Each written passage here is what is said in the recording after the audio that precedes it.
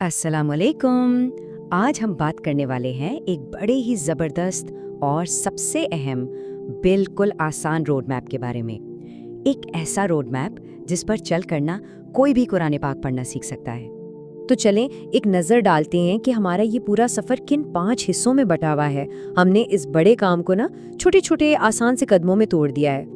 अच्छा जी, तो सबसे पहले हिस्से की बात करते हैं और यहाँ हम इस सबसे बड़ी मुश्किल को समझेंगे जो अक्सर लोगों को शुरू में पेश आती है। और सच पूछें तो ज्यादातर लोगों का जवाब हाँ ही होता है। लेकिन देखें, इसमें घबराने वाली कोई बात नहीं है। ये कोई जाती नाकामी थोड़ी है, ये तो एक आम सी मुश्किल है। और इसका हल क्या है? एक अच्छा सोचा समझा मंसूबा। देखें, मकसद ये नहीं है कि कोई एक ही दिन में आलिम बन जाए। अरे नहीं, मकसद तो बस ये है कि हम रोज थोड़ा थोड़ा आगे बढ़ें, इन तरीकों से जो आसान भी हैं और आजमाए हुए भी, जिनसे लाखों लोग पहले ही सीख चुके हैं। चलें जी, अब आते हैं सबसे जरूरी चीज पर, यानी बुनियाद पर। असल सफर तो यहीं से शुरू होता है और मजे की बात यह है कि इसमें उम्र की कोई कैद नहीं होती। तो ये सफर शुरू होता है एक छोटी सी लेकिन बहुत ही अहम किताब से, जिसे कहते हैं कायदा। ऐसे बिल्कुल ऐसे समझें जैसे बचपन में हमने अलिफ बे पे या एबीसी सीखी थी। ये अरबी की एबीसी है।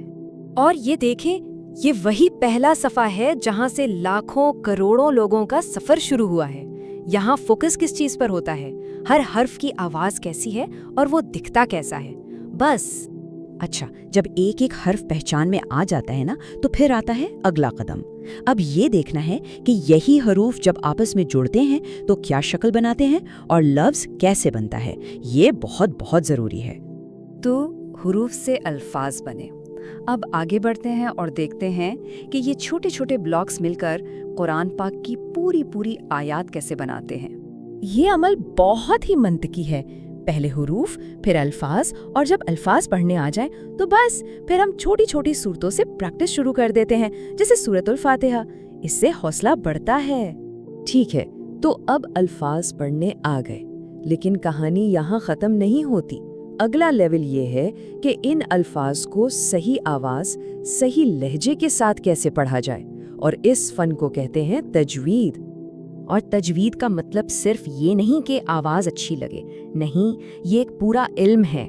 ये वो उसूल हैं जो इस बात को यकीनी बनाते हैं कि हम कुरान को बिल्कुल वैसे ही पढ़ें जैसे वो नाजिल हुआ था, बगैर किसी तब्दीली के। यहाँ एक बहुत ही दिलचस्प चीज़ है, आवाज़ में ज़रा सा भी फ़र्क पूरे लफ्ज़ का मतलब बदल सकता है। मिसाल के तौर पर स्वाद की भारी आवाज़ और सीन की हल्की आवाज़, ये दोनों बिल्कुल अलग हैं और शुरू में ये गलती बहुत आम होती है। तो अब सवाल ये पैदा होता है कि इस पूरे सफ़र में कामयाबी के लिए क्या चीज़ें ज़रूरी हैं, कौन से तरीक़े हैं और सोच कैसी होनी चाहिए। ये 5 कदम जो हम देख रहे हैं ना, ये दरअसल हमारी सारी बातचीत का खुलासा है। यानी पहले कायदा से हुरूफ तहज्जी सीखें, फिर आयराब को समझें, अल्फाज पढ़ने की मश्क करें, तजवीद के बुनियादी उसूल जानें और फिर छोटी सूरतों से पढ़ना शुरू कर दें। और अब एक ऐसी बात जो सुनकर वाकई हैरत होती है, क्या किसी को अंदाज़ा है कि पूरे कुरान का 70% से ज़्यादा हिस्सा सिर्फ 300 अल्फाज पर मुश्तमिल है? जी हाँ, सिर्फ 300 अल्फाज। इस एक बात से कुरान को समझने का सफ़र कितना आसान हो जाता है ना? अच्छा, कुछ आम गलतियां हैं जिनसे बचना बहुत ज़रूरी है ताकि बुनियाद मजबूत रहे, जैसे हुरूफ को जल्दी जल्दी पढ़कर आगे बढ़ जाना या रोज़ प्रैक्टिस ना करना। और सबसे बड़ी गलती करने से डरना। अरे भाई, सीखने में तो गलतियां होती ही हैं। तो कामयाबी का राज क्या है? बस ये 3 चीज़ें याद रखें। रोज़ाना थोड़ा वक्त निकालें, चाहे 15 मिनट ही क्यों ना हो। किसी अच्छे उस्ताद से रहनुमाई ज़रूर लें, क्योंकि वो हमारी गलतियां ठीक करवाते हैं।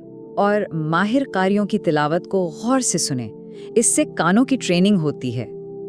और आखिर में बस ये याद रखें कि ये सफ़र सिर्फ एक किताब पढ़ना सीखना नहीं है, ये उस अजीम रिवायत का हिस्सा बनना है जो सदियों से इल्म को सीखने और फिर उसे दूसरों तक पहुंचाने की